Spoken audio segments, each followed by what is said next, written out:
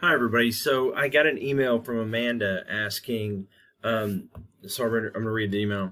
She's asking about the reading notes outline. So when you watch the short video from Frontline about the school to prison pipeline, you watch that short video and you're doing the reading notes. Also, when you're reading the article and doing the reading notes, one of the components you have to answer is what are the research questions or guiding questions, or what do you think they are? Because the person might not explicitly state them in their writing or in the video, but you have to kind of think, well, how did this person end up telling this story?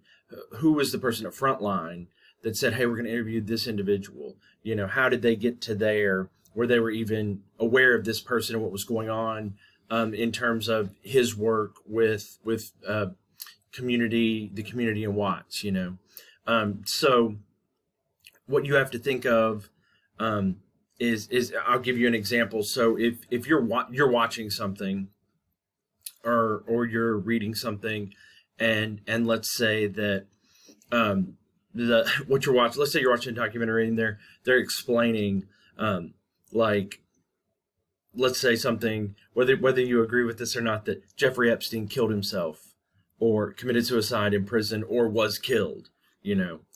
Okay, so let's say that's what the documentary is about you're watching. Well, some of the research questions or guiding questions would have been, okay, who would benefit from, you know, Epstein being killed?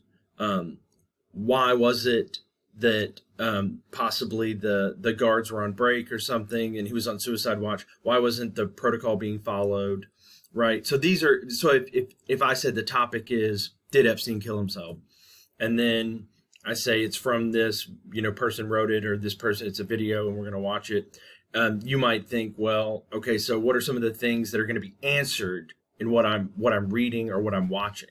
And so that's what, if we're looking at topic and audience and all that in the rhetorical situation, and then we skip down to kind of like the research questions, we have to begin to ask ourselves, the person that wrote this or produced this or made this, what were they asking themselves when they ended up coming up with this documentary, this idea, this article, whatever they came up with.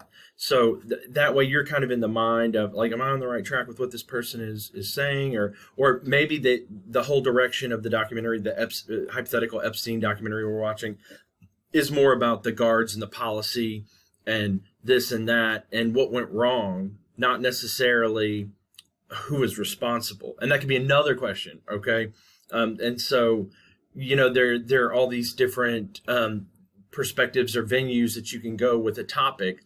And if you start to analyze and figure out, okay, what was this person trying to figure out when they made this, when they wrote this or made this video? And then you're more in line with what they're doing, especially if you can identify the keywords, the main ideas, summarize that info. And then the analysis is like, what does this mean? Why did we watch this hypothetical Jeffrey Epstein documentary? To implicate the Clintons, or to, you know, to somehow come to some understanding of he committed suicide and it was a failure of this process and this process. But if you dissect these processes or why they failed, maybe these people were bribed, but we don't know who. Or, I mean, you know, there could be all kinds of different analysis or interpretations of a piece of writing or a video that you're watching. So that's what the analysis is. Anyway, this is a short video. I tried to make it short. It's like 4 minutes already, to answer Amanda's question, and I'm going to upload it right now.